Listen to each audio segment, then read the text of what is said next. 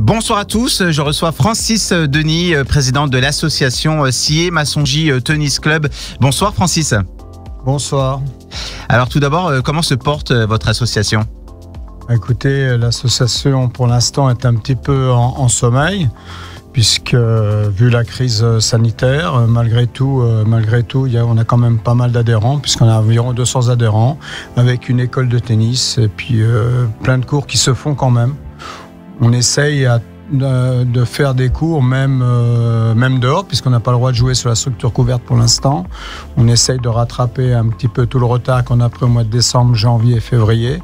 On redémarre tout doucement. On espère que les choses vont s'améliorer. Voilà.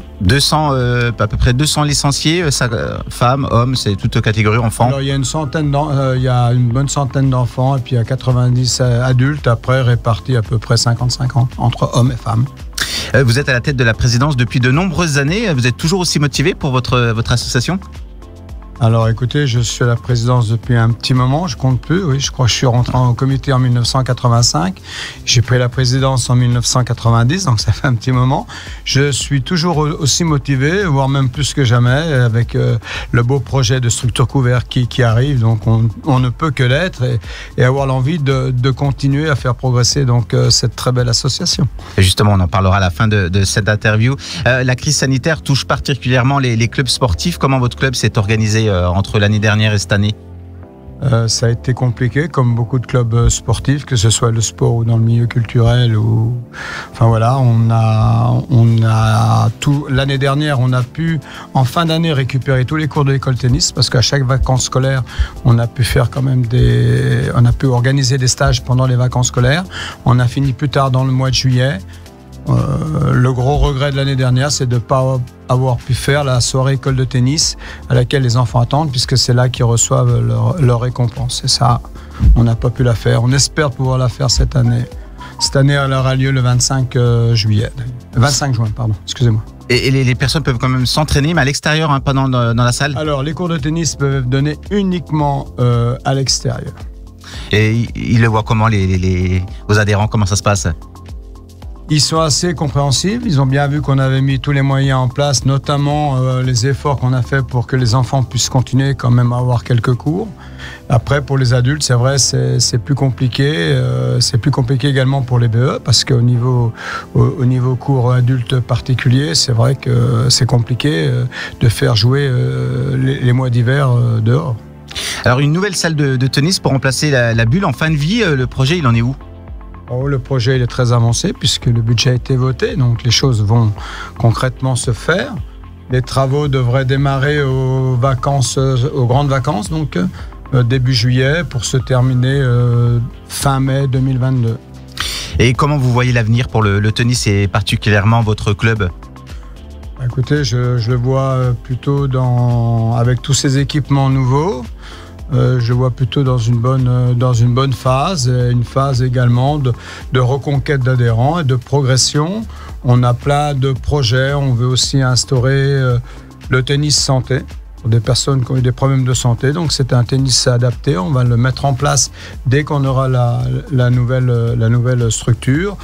On fait également beaucoup d'animations, de TMC.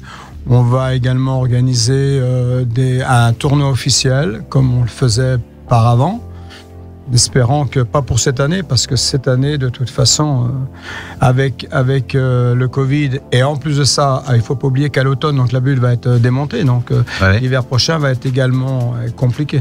Donc pour l'instant, il n'y a pas vraiment un agenda qui est prévu pour cette année ?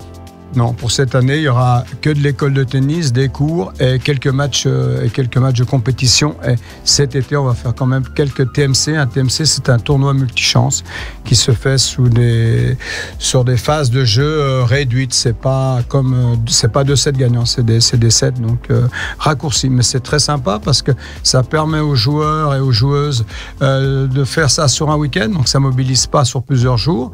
Et puis en plus de ça, il y a le côté convivial puisqu'il y a le petit repas pris ensemble à midi, si naturellement, toujours pareil. Voilà, la crise sanitaire, si les choses s'améliorent de ce côté-là. Et justement, au niveau financier, comment se porte votre club ? Les partenaires sont toujours au rendez-vous ?